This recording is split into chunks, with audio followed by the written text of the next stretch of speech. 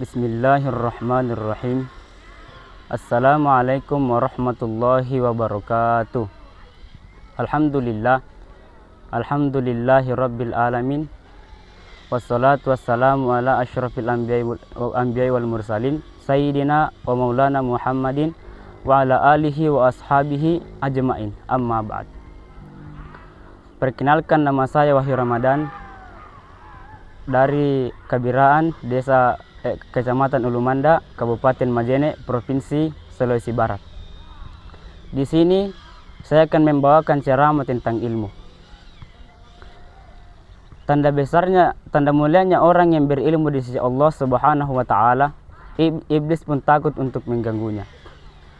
Ada suatu kisah di dalam kitab Minhajul Muta'allimin bahwasanya ketika Rasulullah Shallallahu alaihi wasallam ingin pergi sholat di masjid, tiba-tiba Rasulullah Shallallahu alaihi wasallam melihat iblis atau setan di masjid.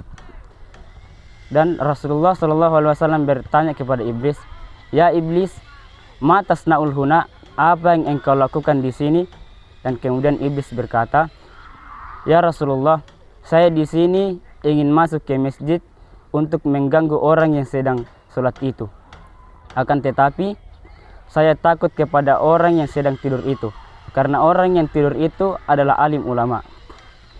Dan kemudian Rasulullah Shallallahu alaihi wasallam bertanya lagi, "Ya iblis, mengapa engkau tidak takut kepada orang yang sedang sholat itu? Padahal orang yang sedang sholat itu adalah orang sedang beribadah kepada Allah, beribadah dan bermunajat kepada Allah Subhanahu wa taala.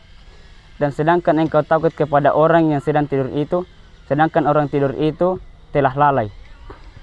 Dan kemudian iblis pula berkata, "Ya Rasulullah, ketika saya ingin mengganggu orang yang sedang sholat itu sangatlah gampang ya Rasulullah, sangatlah mudah ya Rasulullah. Karena orang yang sedang sholat itu adalah orang yang jahil, orang yang sangat bodoh. Akan tetapi yang saya takutkan ya Rasulullah, saya takut ketika saya mengganggu orang yang sedang tidur, orang yang sedang sholat itu, saya takut kepada orang yang sedang tidur itu, karena dia adalah ulama, orang yang mempunyai ilmu yang banyak. Saya takut ketika dia bangun dan memperbaiki sholat dengan secepatnya."